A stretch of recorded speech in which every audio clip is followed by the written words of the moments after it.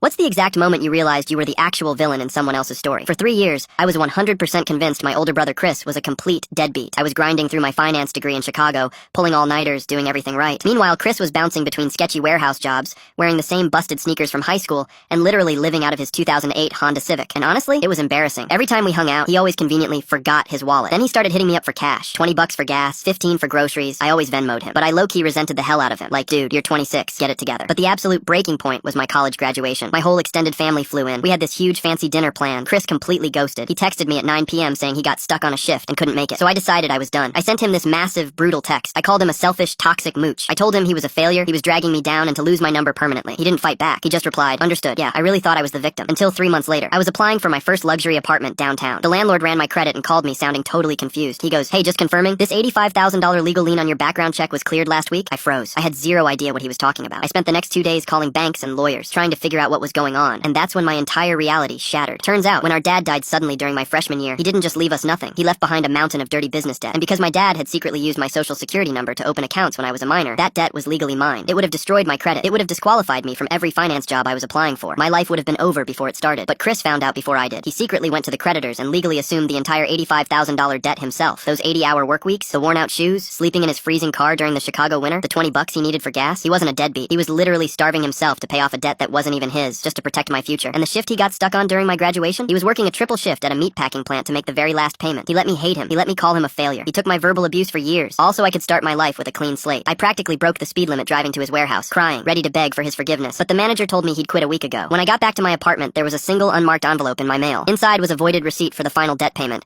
and a sticky note in his handwriting. It just said, "You're free now. Go be great."